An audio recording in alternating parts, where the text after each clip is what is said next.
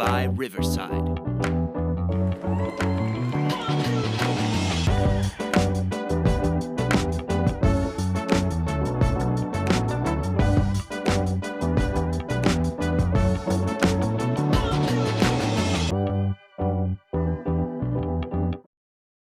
Hello, everybody. Thank you for joining us for another episode of the Leadership Bites podcast, where we share the stories of inspiring and empowering women leaders, both current and emerging. And I am pleased today to welcome Haley Jones. Haley is the Director of Member Engagement at the American Staffing Association, where she plays an integral role in the development and management of ASA's diversity, equity, and inclusion initiatives, works with the different affiliated chapter programs, section councils, mentor match program, the volunteer match program. Haley does it all.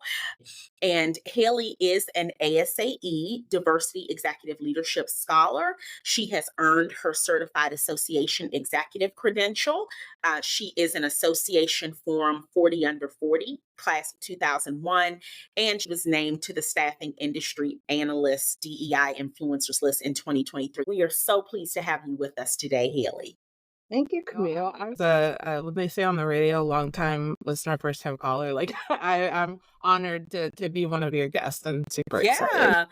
Well, I am honored to have you. And I know that my intro for you was probably a little long, but that was intentional because you have done so much in your association management career and you are very understated about it, but you are an absolute rock star. And I want to lift that very intentionally for our listeners. And I'm excited to have this opportunity to welcome you to the podcast and share your story with our listeners. So let's jump in. Tell us a little bit about your leadership journey, how you got started in the field, and what your trajectory was into your current role. First, I'll start by saying I think something that is important to my background that I'd like to think I have carried along with me is that I was a college athlete, 2-year captain, and I was a coach at my alma mater for 5 years. I've done all this, the coaching I did while working my full-time jobs in associations. So I think that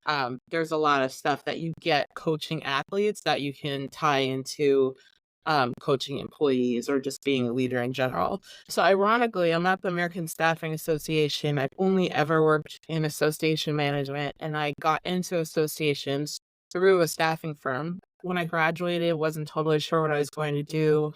I was temping all over DC. I was actually temping, trying to get in as a paralegal somewhere because my plan was to go to law school. And then the woman said to me, "Hey, I have this job that's temp to perm. Would you be interested in checking it out?" It's at the American Society of Travel Agents. I think that's travel advisors. It's in Old Town Alexandria.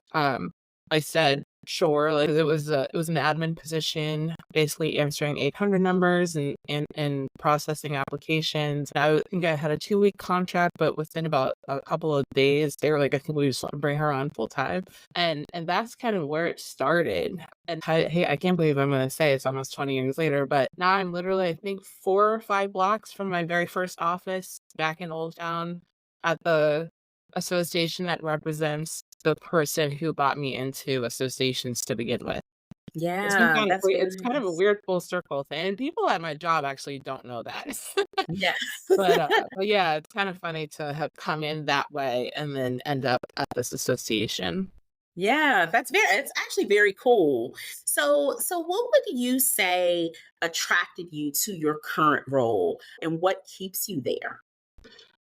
Well, I was promoted into this position a couple of years after coming to ASA. Got promoted end of 21, early 22. So half my career has been in governance, and I liked the fact that when I first came to ASA, that a big part of my job was actually sort of being a consultant to our chapters, specifically to their executive directors and board management, association management in general. And so, and that's something I still, even though I now have a team of 4 and I have 2 people who sort of handle that, I'm still a little bit tied to it.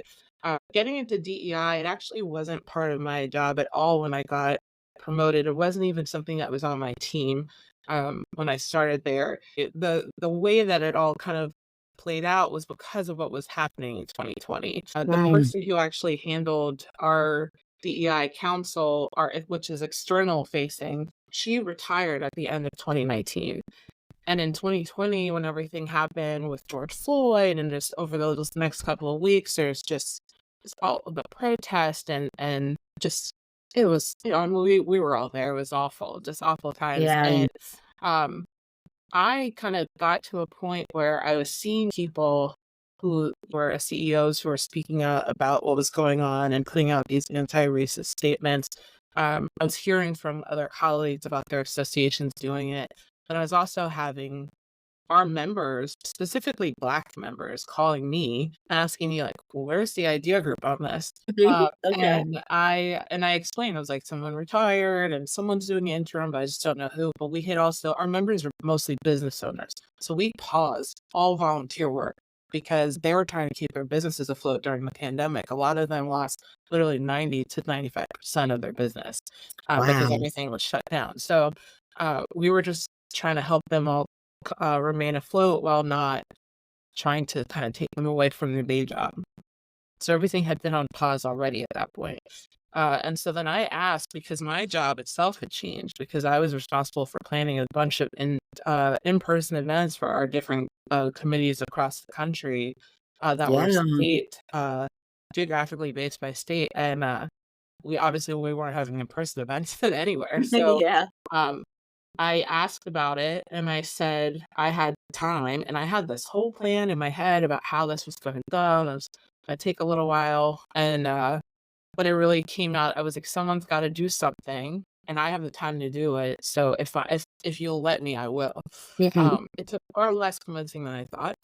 And it kinda it got put on my plate. The internal side of it, that part came out of hearing what everyone was talking about with their association still putting out stuff and we weren't. And um I had a couple of pretty frank conversations about it internally, and I'm happy to say now we have an internal DEI group. We've done some trainings, we do monthly activities, so that's been awesome. The part that I would say keeps me doing this, specifically the DEI piece, because in my role, I oversee 8 of our 9 engagement programs.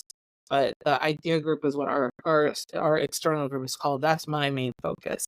And our industry can be a bit conservative, not everyone, but, Yeah. I think overall it can be a little bit conservative, and, uh, I get comments that are sometimes my driving force because if someone is mad about something that I'm doing, I'm probably doing it correctly. On the flip side of that, when we have programs, like one of my favorite programs I've done was, staffing industry women of color in the C-suite. We started the year with that, I think it was in 2023.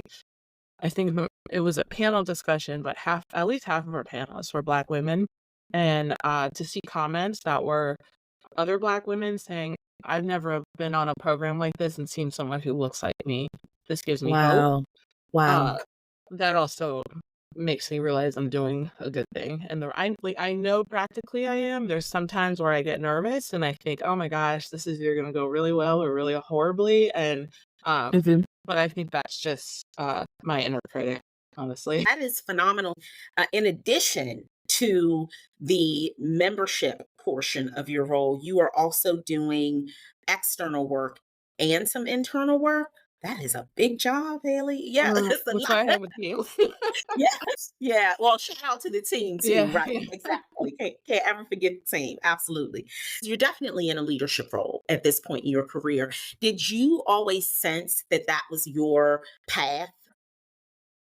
No, but I think it came in waves. One of my college assistant coaches recently passed away, and I was going through, a box of old photos and newspaper clippings because his daughter she asked for pictures from when I was in college for because my 4 years are also his 4 years there. So I was looking at I found all the stuff that my parents saved, and I was going through it, and I was like, "Wow, I don't remember how confident I was back then and how much I saw myself as a leader."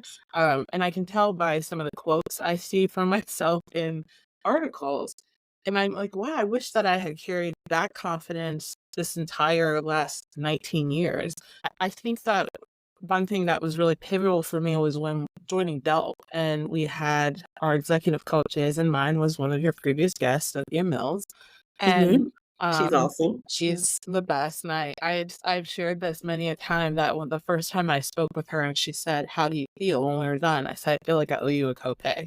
And because Love we it. that conversation was not what I thought it was gonna be at all. It wasn't what I had planned on. It went in a completely different direction, but in the best way possible. And she made me realize that I had just been in situations where people didn't want me to succeed, and when I would try to do something and showcase leadership and would get shut down.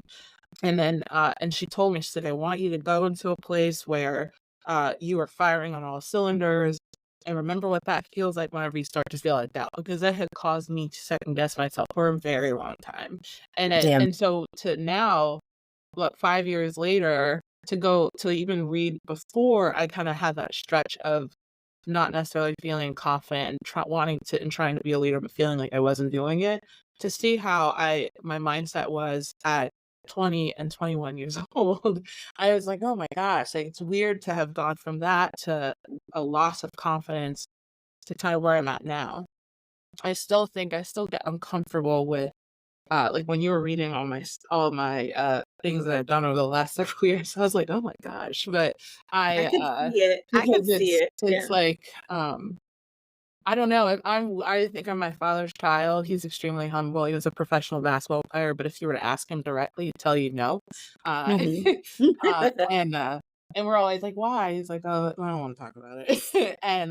Yeah. And so I think I'm like him a bit in that, but, but yeah, it wasn't until I started, like, that one I've had several conversations with Cynthia, but that one conversation, uh, changed my mindset completely.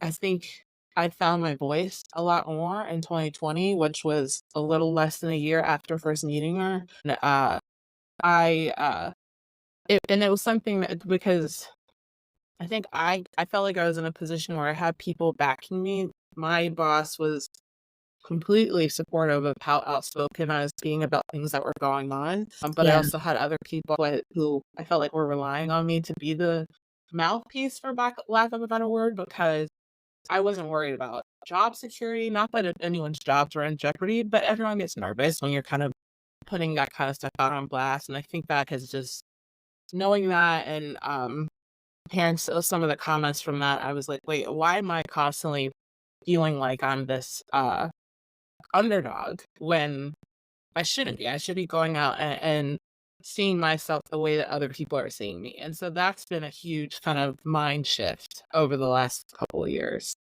I love that. Thank you for the shout out to career coaching as well. As you know, in my day job, all of my role really is around career and workforce development. And a part of that is specifically around management of a coaching program that focuses on executive coaching and career coaching and how that can benefit professionals in the association management industry. And I think what you said is a powerful endorsement. All leaders, can benefit from coaching, but in particular, we know that women leaders benefit from it Mhm. because we don't always readily get that sponsorship. And then when you add the intersection of being a Black woman leader, that's a whole different dynamic as well. So thank you for lifting that because I do want to encourage our listeners to be courageous and to step Yeah. out there. And if you aren't quite sure and you can use some support, career coaching is a value add. It is a tool in your arsenal to help you find your path. And I think your story is a powerful testament to that. So, what advice would you offer to other women who aspire to leadership? To not be afraid to take up space in a room, especially just going back to what you just said, especially for women of color. I think that we speak up and the stereotype is to label us as loud or aggressive or some negative connotation, complaining, whatever it is. But I think it's just not being afraid to take up space and really speak your mind. I think what gets lost is that it's just offering a perspective that someone else probably isn't thinking about, because it Mhm. doesn't affect them. And I Yeah. think that's something that I kinda wish I knew before. I've been called combative for bringing up stuff, not where I'm at now, but, like, I've been called combative at previous jobs, uh, and so it kinda stifles you and it makes you not wanna talk, and it's like, well, first you're talking too much, and then all of a sudden someone's like, "Well, you're not talking enough. What's going on?" I feel like you're not talking, so you're disengaged, and you Yeah. kind of feel like you can't win. But I think that just not being afraid to take up space Mhm. is a big thing, and it's scary. It's definitely scary to have put yourself out there, but it gets easier over time. It really does. Speaking from what I've just had to experience over the last 4 years, from finally using my voice to now not being afraid, but and there's a balance. There are times where I feel like people are probably thinking I should stop talking, it, but I just think, I'll say too, the other thing that I always try to do is offer if I am bringing up something, especially if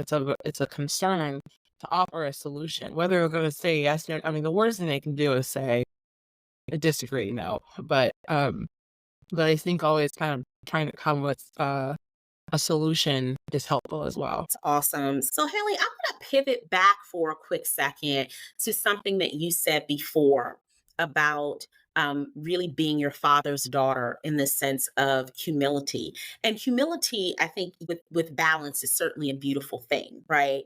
But how did you find your way? Because there is a certain thing as being too humble, right? Because you do have to advocate for yourself sometimes. How did you do that? What a great question. I have to say, I think it's something I'm still working on, because a lot of what I do, I just feel like I'm doing my job. When my council chair at the time, when I got that, SIA, DEI influencer list, she just said to me, "I wanna nominate you for this." And I said, no, I don't think I'm qualified." And she goes, "No, you are." And she goes, "You've done way too much over the last 3 years to not be recognized for it." And I'm telling you, I just feel like I'm just doing my job. But, and then, someone might slap your wrist and say, "Just do it and be proud of what you've accomplished. This is a big deal." Because I didn't even when it came out, I didn't think it was that big of a deal until I started seeing some of these other names that I know of in the industry and listed above my one woman who I follow everything she does, and she reached out to me and said, "You're on the same list. I feel like, we should know each other." And I said, "Oh my god, she wants to connect with me of all people?" Yeah. Um, Yeah. but it is, I think it's tough. I don't think I've mastered that at all quite yet, even because I still in the back of my mind, when I say, "Oh, I did X, Y, and Z," I wanna run because I feel like I just said too much and walk away, but then I see other people if someone else were to do the same thing, I'd say, "Good for them. That's great." Like, and I wouldn't think that it was too boastful. I think it's tough as a woman, to kind of I don't know, there's this weird guilt always in the back of my head, so I don't necessarily have a great advice for that, but I do think it's something I'm still working on, and I also don't think it's not a bad thing to be proud of the work you've done at all, so at some point I need to follow my own advice and realize that. I thank you for sharing that and for being so transparent in your answer. Because again, it's also important for people to understand that no leader has all the answers. But regardless of how much we have accomplished or what we're doing, we're all still learning and we're all still growing. I think your journey is a beautiful one. And the fact that you can share that you are still growing within that will give someone hope that feels like maybe they can't do this or they can't move forward. And I'm going to stay with that transparency because it is one of the things that I admire most about you. I hope it doesn't embarrass you, but I think it's an important story to tell. And I want you to share your story to the extent that you're comfortable with our listeners. So you share, and I'm going to mess the name of this up, but you share every year about Blood Clot Awareness Month. Well, Is that yes. what it's Yeah. called? Blood Okay. clot awareness month. Okay. And you share faithfully about that because of an experience that happened when you were a younger athlete. Can you share a little bit about that? Yeah, so it's funny because when this first happened to me, I was 27 and I didn't tell anyone about it. It was a big secret and people Mm. knew I had a health issue, but no one knew what had happened. And I don't remember when I started to finally be more open about it, but I kind of had this realization that I believe would save my life was knowing signs and symptoms, even just vaguely, from a family member having something similar happen. And then it almost felt like a duty. So this was June 29th, 2010. Um, I had been having uh shortness of breath for about a week, but it was unseasonably warm. Even though it was June, it was always in the 90s. So I thought, oh, maybe it's asthma. I had had leg pain. Looking back, all these things, I'm like, oh my gosh, I had had leg pain for 2 months. But I thought I had a strained calf because I had been running a lot. Um, and then it went away. I did one deep tissue massage with physical therapy, and it went away. It went away because, unbeknownst to any of us, the physical therapist did a deep tissue massage and she broke off a blood clot that had started in my calf and it had traveled over the next 2 months to my lungs. What I had was called I had a DVT, deep vein thrombosis from my ankle to my groin and my left leg, but then I also had a saddle embolism that was fist sized. Which if I mean, I have bigger hands because 'cause I'm tall, but anyone, if they look at their fist and you think of that as something that's straddling your lungs, it's kind of insane. And the next saddle embolism is actually quite fatal. The survivor rate is very low, and those of us who do survive it, uh, might have complications. People who get, uh, blood clots can get something called, PTS, post-traumatic syndrome, which is essentially like PTSD for your body after that, but it's lifelong complications. So that's why for me, it's very much a before and after because there's things that I deal with still to this day, including chronic pain, um, that you just learn to live with. You get so used to it that you don't notice it. Um, but I mean, the only reason that I'm convinced that I'm still here to talk about it is because I literally drove myself to the emergency room after both my parents tried to convince me, and then my mom yelled at me and then said, "You need to go or call 911."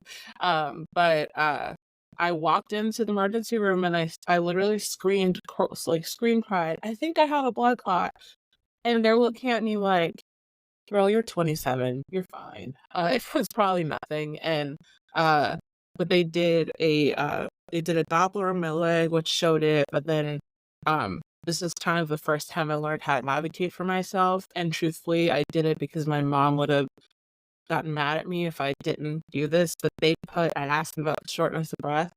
They, uh, they said, "We need to do a CT scan for that, but you've already had so much radiation and you're so young, we don't wanna do that." Um and at first I was like, "Okay," and then I thought, "Wait, no. If I say okay, she's gonna tell them that I changed my mind and to do it anyway." Uh, and sure enough, they did it. I had to tell them to do it, but they did a CT scan and they found this cell embolism, and immediately once the scan came back, everyone stopped talking to me. Everyone was talking to my parents, there were specialists coming in and talking to each other, no one was talking to me. It peek in and look at me and then walk away, and I'm sitting there crying like, I don't know what's going on. I just knew that, uh, I had that clot, that my leg was clotted. And I ended up having 9 surgeries that summer. I had one that night. I think I forget the timing of all of them, but I had another one, like, right after the 4th of July. Everything came back except for the lungs, so I had to go back into the hospital for another 8 days. So I refer to it as my summer in Georgetown. I was there so much I always joke I should have a wing of a hospital named after me, but, um but I'm here, like, it was a long year, it took 11 months to me to get past it, I couldn't like I said before, I was running ahead beforehand, and, that was in June, and in December was the first time I was able to actually jog just a little bit without pain, um, and so it was a lot, and I know that people have like, the reason I don't mind talking about it anymore is because, I think people need to know, and I think it's something that, like, even Serena Williams, who the world knows, went through something very similar, and people didn't listen to her, and she had to advocate for herself. Um, and it's kinda one of those things, like, well, if it can happen to her, it can happen to anyone. Uh, but she knew something was wrong. I knew something was wrong, and so I said something. Uh, Most people, if when it happens, it's because they're ignoring symptoms, and they don't know. I can't tell you how many people have called me and said, "What did it feel like when you had a blood clot? Because this is what I'm experiencing right now." And not that I'm a medical professional, but I can say, like, I always say if you think it's off, call your doctor, you know your body, but also, like, it could just be heartburn sometimes, like, when in one instance it was. But, Yeah, but yeah, so I've always felt this duty to share it because,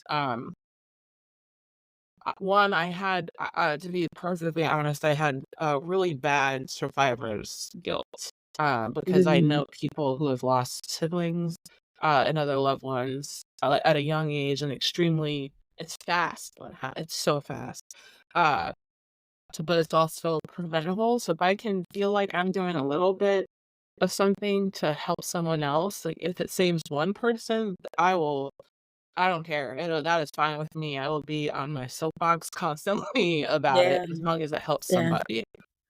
So, Haley, how do you think that which I consider to be a personal triumph because, having 9 surgeries, surviving this usually almost unsurvivable thing, that is a thing that changes you. Fundamentally, it changes you, right? How do you think that has influenced your way that you approach leadership now? Whatever doesn't kill you makes you stronger. Um, it's, like, kinda like that, but once I really got on the other side of it, my mindset totally shifted, and suddenly little things just didn't matter anymore, the kinda trivial mess. I don't know, it's just one of those things where, uh, you you you don't take stuff for granted anymore. There was a moment I'm gonna get emotional. On my dad's birthday, I was in the hospital, and I had this moment. It was a Friday. They came to the hospital to come celebrate his birthday so I could be a part of it. They brought cake and balloons to the hospital, all of it for him. I had a moment where I thought, "Oh my gosh, they could be coming to my funeral today." Um, Instead, on his birthday. And it just hit me, and I was like, "Oh my god," like, uh I couldn't believe everything that had just happened. I really didn't understand the severity of any of it in the moment. It wasn't until that day, and then a couple of years later when I found out why my cousins and family members all randomly started showing up. I had friends' parents calling me, and I was like, "Wow, everyone is so supportive." Um, but they all thought I was dying. This time that's why they were doing it. And Yeah, which I appreciate. But I didn't know that for a couple of years. And, yeah, and then just getting onto the other side of it, it's something that I mean, I was still coaching basketball at the time, and I was trying to get back into coaching, still working my full-time job. Coaching was part-time, but it was really light outside of work. Um, and just killing myself trying to keep up with everyone.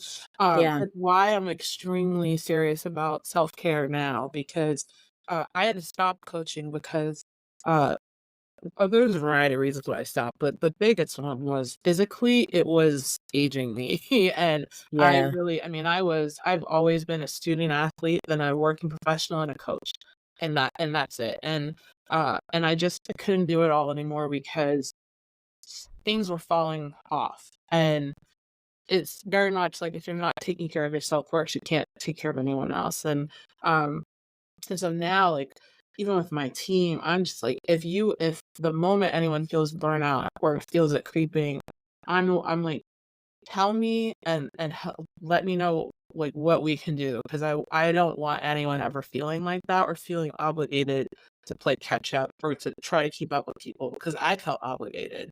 And I think part of that was age and part of that was trying to pretend nothing had happened to me. Um, so that it didn't affect me as much as it had. But I think that self-care is such an important piece of life in general, but also being a leader and having, like, empathy for other people and making sure they're, uh, not doing this not doing the same thing. I always say to my team, "Do as I say, not as I do." I try to set an example, but for certain things, but it's always like, sometimes you can't swing something, but I think that, yeah, I think that's kind of one of the biggest takeaways from it for me was, one, just not sweating a lot of the small stuff, but then also, knowing your limits. Thank you for sharing that. It is an emotional topic, and I again appreciate your transparency. And I want to tell you, I've told you this privately, but I think it's important to say publicly as well that your transparency. In what you have dealt with literally saved my life. A lot of people don't know this story, but Yeah. I want to say maybe it was 2022. I was at a friend's house and I fell outside. There was a whole long story that I won't get into about about how I felt, but Yeah. I fell and it and I sprained my ankle so badly that it was a grade 3 sprain. It was almost broken and and there was this sort of perfect storm of events that happened subsequent to the ankle sprain where I was off my feet for a bit because of the sprain was so bad. Like I could still do a few things around the house, but I wasn't very mobile at all.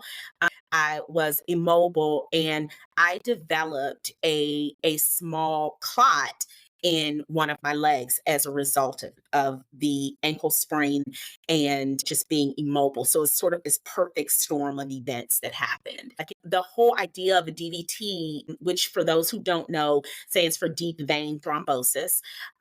It did not even enter my mind initially. And I am one of these people, and I don't believe that things just happen. I am a person that believes that things happen in our lives for a reason. I don't even to this day, Haley, know why I recalled it, but I recalled you sharing a post on Instagram about Blood Clot Awareness Month. And it just sort of came to me. And I had a Doppler and it showed, that one leg was fine. The other one, they did see a small clot that had developed. And thankfully, they put me on, the standard course of treatment, which was 3 months of medication that helped the clot not get any bigger and gave my body time to break it down naturally. And I have not had any issues since then, thank goodness. But I was all set to get on a plane and go out of town, I remember 2 that. days later. Yeah, remember that? Yes. And had I done that, who knows what would have happened because I was not allowed to fly after they discovered the clot, Mhm. for fear Where'd that you it would find, break. like, California or Yeah, it something? was a Wasn't it long ours? flight. Yeah. Yeah. Yeah, it was just for us across the country.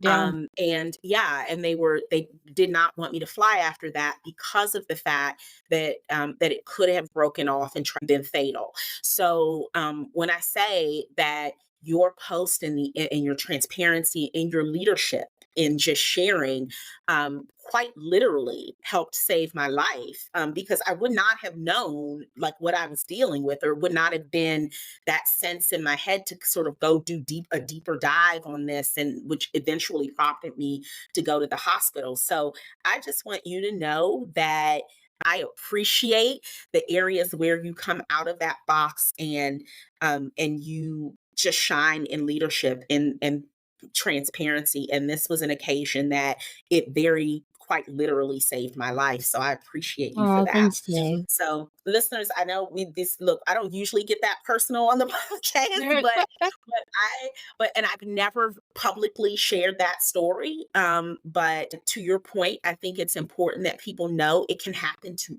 anybody. Again, Haley, you are an athlete. You mentioned Serena Williams, an athlete, right? Hey, one thing I left out because I do think it's important. I have a condition. There's a Yeah, multiple factors. yeah, So mine is partially it was hereditary, but it's still no two cases are the same, but it still can truly happen to anyone. But yeah, it's also preventable. I've yeah, I have an identical twin sister. We can assume she has the same exact thing. Our DNA is the same, but we're mirror image. Hopefully she'll mind I'm saying this. She does have the same thing I have, but she's never had an incident. Because now she is treated as if she has to take things as if she has basically, but she's not on medication or anything, and she does what she has to do to prevent it from happening. Um, but thank you for sharing that.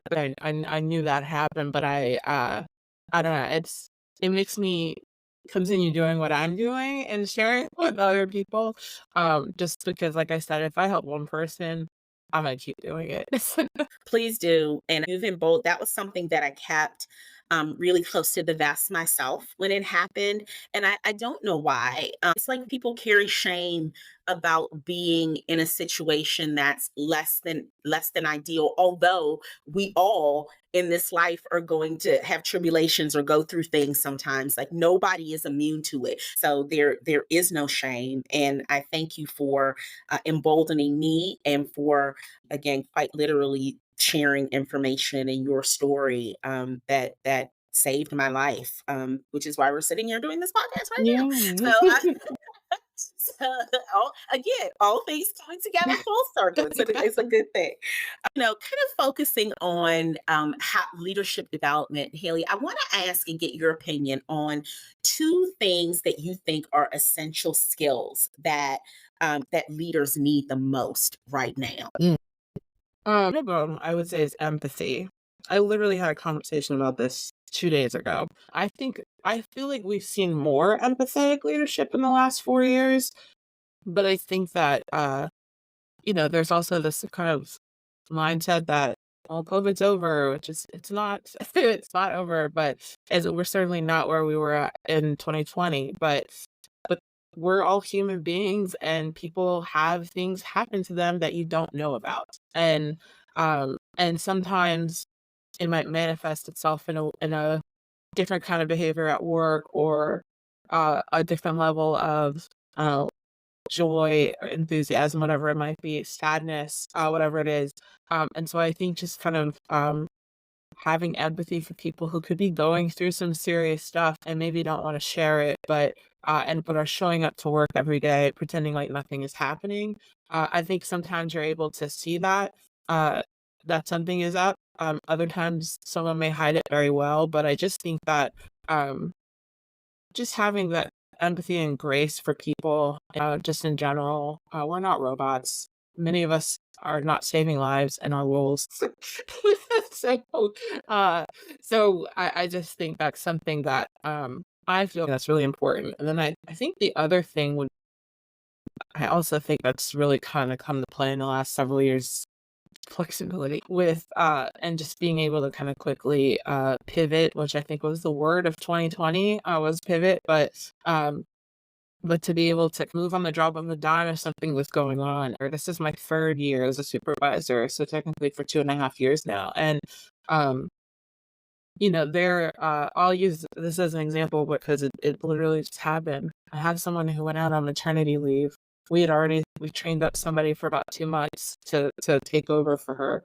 Um, and then something happened because life happens. And then literally the day after my person went out, she said, I need to take a step back.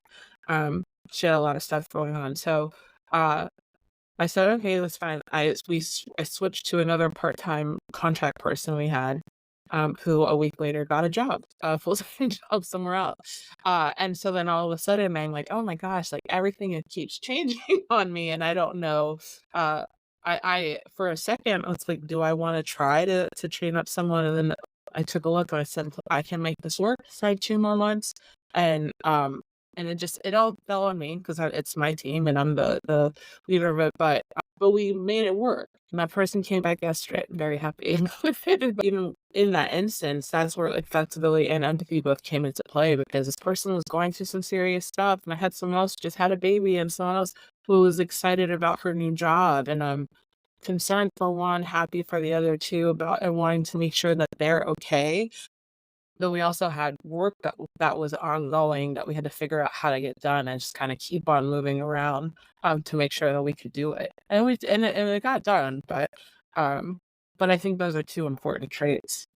Yeah, and I think that's really important because most of us have stories of having worked somewhere in our career where we didn't feel like we could be human, where overworking was encouraged. Work should not and does not need to be your entire life. So I'm glad that you said that because I think we're just seeing a pivot. I think in workforce in general, where and maybe it was the pandemic changing the mindset of generations in the workforce, but we're seeing a general shift away from people making work their whole lives. Yes. And I Yeah. think leaders have to adapt, and the adaptation is a difficult thing right now for leaders because we are in really an unprecedented time in the workforce right now where we've got five generations in the workforce at the same time. I think to your point, we all have to have empathy for each other and flexibility with each other. So I love that. Thank you. So along that same vein, how do you stay balanced and like what brings you joy in your life? As you know from my Instagram, lifting a lot of heavy things. I like, working out is just something that I have never wanted to have to sacrifice because it quite frankly keeps me sane. At times, like, I had surgery back in January and wasn't allowed to work out for about 7 or 8 weeks, and I like, mentally, I kept thinking, "Oh, you'll be fine." No. That's when I realized when I have to take long breaks like that's when I realized how much, physical activity helps me. I love it anyway. It mentally I can't even explain it, but it just gives you clarity and it kinda you get aggression out, and I'm a morning workout person, so for me, there are days where I wish I was an evening person because Mhm. if it's been a rough day and I'm just like, "Oh, I just wanna go like work out," but realistically I'm not because I'm gonna work out in about 10, 12 hours. But even when we studied for the CAE and they tell you you're gonna have to sacrifice a lot, but it's just 4 months. The one non-negotiable is I have to keep working out. And that's Yeah. kind of partially why I am a morning person because I kind of was back then. But, I really became that because it gave me so much time in my day to be able to knock that off the list, and then be able to spend a sufficient amount of time studying and everything. But I love it, and I feel it when I don't go. I mentally like, physically, you might feel it, but mentally, I feel it as well, and Yeah. emotionally. But yeah, I would definitely say that's probably the biggest thing. And then I do set some pretty clear boundaries for myself with regard to work, and I can access my email on my phone, but it's not there. I have Teams on my phone, but I don't have alerts on it, and every Friday at 4:30, I sign out of all of it. And Mhm. if anyone else does that and they know they check their stuff on weekends, my suggestion would be sign out of it on a Friday, and then you realize how much you compulsively open it when you're, like, bored or just Yeah. have a moment, how you don't even think about it, you just go and you open email or Teams as if something is happening on a weekend. For some, sure, it might be. Yeah. I mean, it came from a bad experience, but I set some pretty clear boundaries with that because I I don't wanna be married to my job. And and no one should feel that way. Mhm. I Mhm. even my team, we work a lot. We work hard, and most of us don't get off on time during the week. Friday is the non-negotiable, and I'm always the one who's like, "I better not see you green after 5 PM or after whatever time they work." Like, I even stop working at 4:30 on I Fridays when I love normally that. work till 5 or 6, but Fridays, I'm like, "No, you're getting off on time, and you're starting your weekend because you've already worked more than enough for the Yeah. week." And, You just gotta cut it off. It was something hard to learn during the pandemic because there was nothing else to do but work. It was Mhm, something to yeah, do, that's true. Yeah, and I got really badly burned out, and so I've just always said, just from that experience of that expectation to respond, um, I set boundaries with my team. If we don't meet on Fridays, you better sign off on time. I better like, with your on PTO, you better not be green. Like, delete the app from your phone for all I care, but I don't yeah. wanna hear from you until you come back.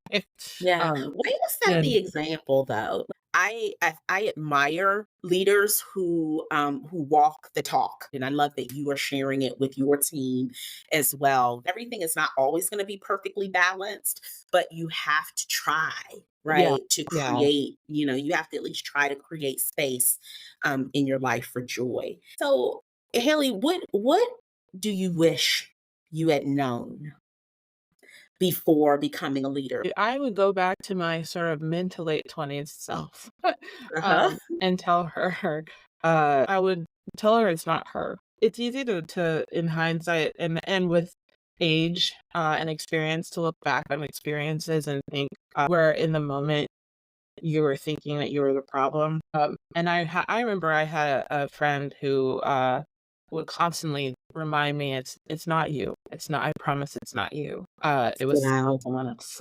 And, I didn't believe her because I had had several experiences where it was kind of the same thing, and you start to there's a point where you think, "Practically, I know it's not me, but I don't know if I actually believe it." Like, I might, Mhm. think, "Well, what if?" Mhm. And I have those moments now, but, I would I think back to, like, the days of being called combative for maybe speaking up or having an opinion that differed from someone else's, and that being viewed as a threat instead of just healthy dialogue and trying to figure out how to move forward with certain programs or projects. I think that I would just kind of go back and say, that kind of stuff just should be water off your back and don't not to take it personally. But I internalized a lot of it for such a long time, and I think that's why, when I ultimately ended up meeting with Cynthia, and we unpacked all of that, and that was Mhm. a lot of years of my career that we had to unpack, and that 5 years later, sometimes it still creeps back. Uh, Yeah. but that self doubt, um, Yeah. but yeah, I think I would just remind myself that, like, it's okay if someone disagrees with you, but if they attack you for it, it says more about them than it does about you. Yeah. Yeah. Thank you for sharing that. So one last question. Do you have anything coming up in the next couple of months that you would like our listeners to know about? And tell people how they can connect with you and follow you on your journey. Yeah, I don't have anything coming up. I'm actually kind of okay with that for now because the Yeah. last like 9 months has been busy. But Yeah. I Yeah. no, I'm honestly at a point right now where I'm kind of trying to figure out. You and I have talked about this, so I'm just gonna put it out there because it holds me a little bit more accountable. How I've always thought about doing sort of a side consultancy. Uh, Project, and I'm just trying to kind of figure out what direction that is. So right now, my free time is being spent sort of doing what I need to do to start getting that going. So hopefully, my goal is by the end of this year. So now that I've said that in a public forum, it has to happen. And then I'm on LinkedIn. It's Haley Jones CAE. Very easy to find me. And then if anyone's interested in seeing my workouts or my cat on Instagram at HaleyMJ33. I'm on Facebook too, but I'm mostly am on Instagram or LinkedIn, honestly. Yeah. Well, thank you so much, Haley. It's been a pleasure having you on today. Thank you so much for joining. This was really wonderful. I enjoyed our conversation. We don't talk all the time, but when we do have our catch ups, this is like the This is norm for our yeah, catch yeah. ups. So, This is like a fraction. yeah, a fraction of the catch up. Yeah. So thank you so much, Haley. And listeners, thank you again for joining us. And we'll be back in 2 weeks with our next episode. So until next time.